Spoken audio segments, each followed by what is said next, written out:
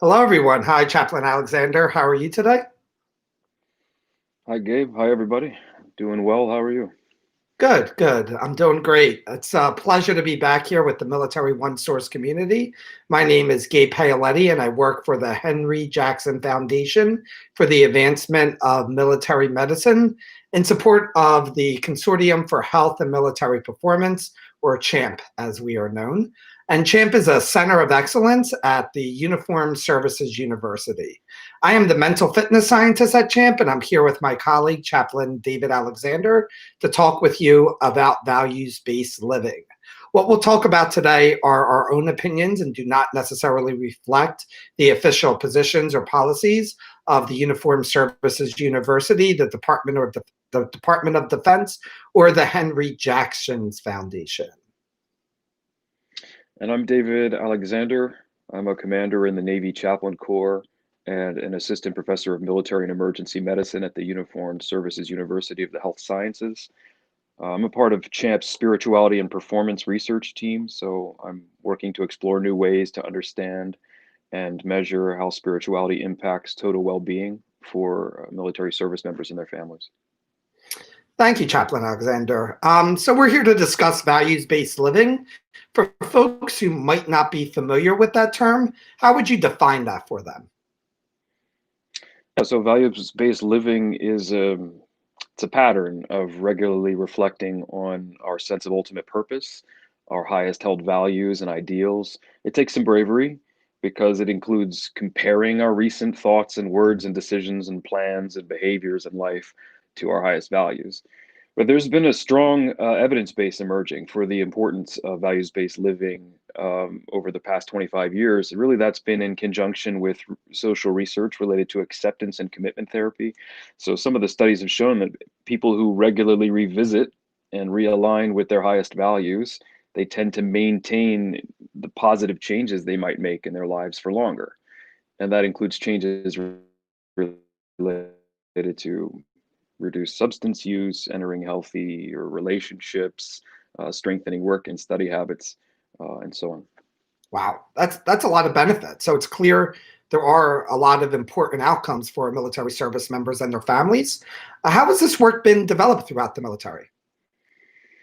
In the military, values-based living is an important part of spiritual fitness, which is a unique domain within human performance and total force fitness.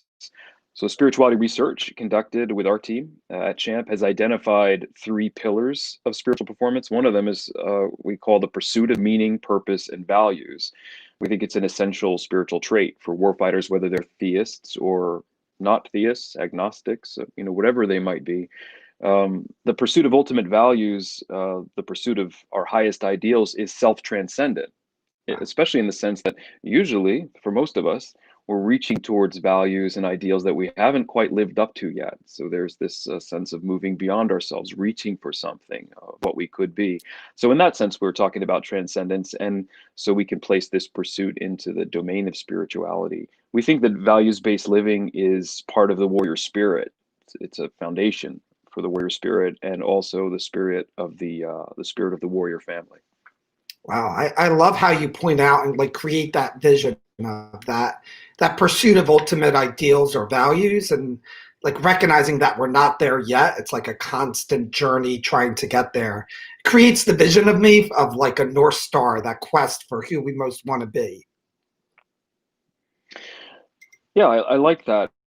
In some ways, the process of fostering values-based living among service members and family members, we could compare to kind of a moral version of land navigation. So Wow. in traditional land navigation exercises, of course, now we have GPS and all these things that makes navigation easier. But in the traditional exercises, the service member will orient themselves to a map, and then use what something called woodsman and a compass to align themselves to a proper course as they uh, traverse through a wilderness area. So the woodsmen are teammates, and the compass person will send out their woodsman out into a compass heading to the very edge of the compass person's line of sight.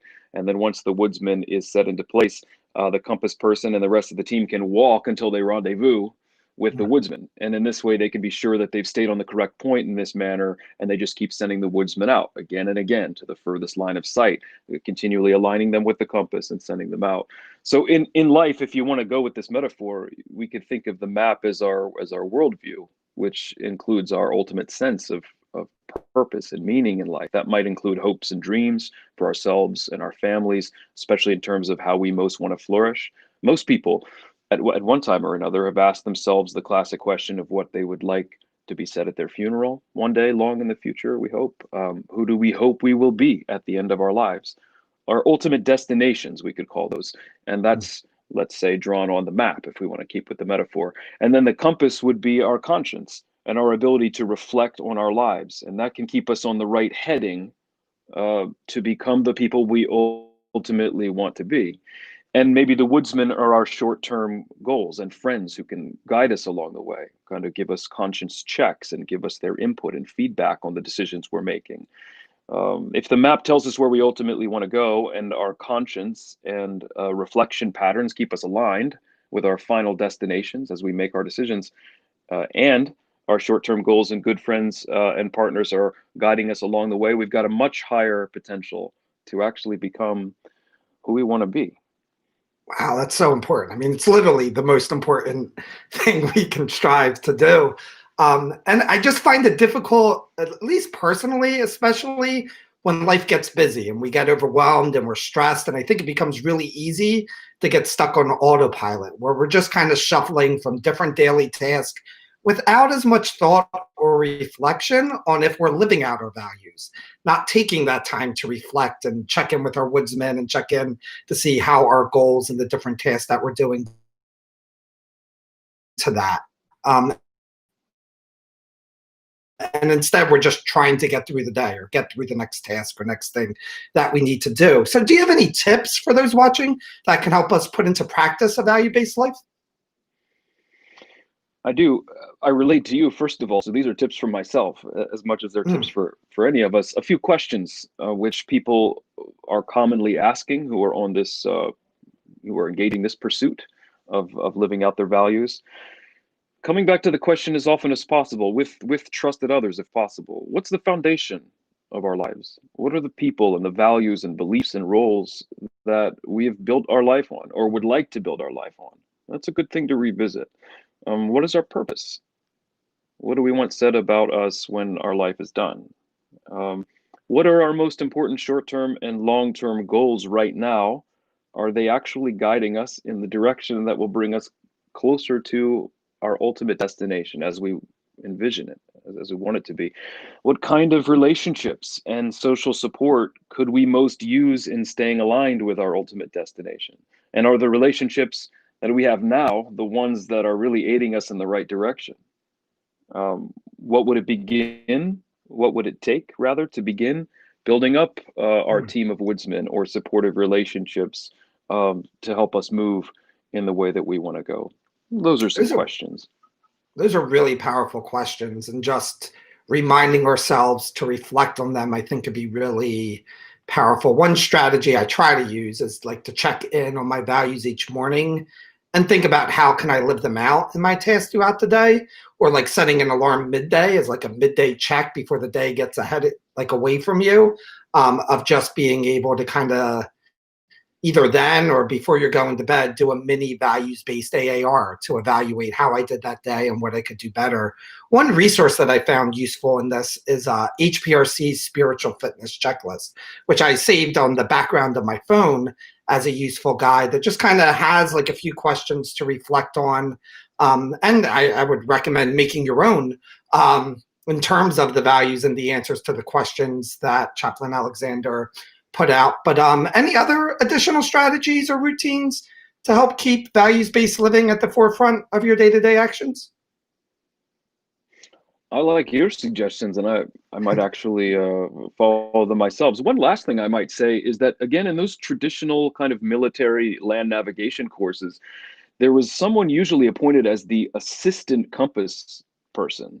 And this person would often be quiet, wouldn't be an active part of the conversation unless they saw that the compass person was somehow taking a wrong heading. So it was kind of like a person who quietly in the wings was checking to make sure we were generally close to where we want to go. Because if you've ever done land navigation, you know just a slight declination in your compass reading, and you could be walking in a very long circle and not Yeah. arriving where you want to be at all. So I think in terms of a metaphor, if there is somebody else to do a compass heading with, to check in with from time to time in life, and to basically talk about where we're heading, where we want to go, and then to get feedback, to get advice, or even just to socialize our dreams, our ultimate destinations, the ideas of where we want to go with someone who actually wants the best for us. If possible, I think this is of incredible value. Wow, that's great stuff. And I think just being able to discuss these values and kind of articulate them out loud to someone else can really help build that reflection. Thank you, Chaplain Alexander. Speaking of building up your team of woodsmen or supportive relationships to help live out your values, thank you to the Military One Source community. And please check out hprconline.org spiritual fitness section to learn more ways to live a value-based life. Thank you again.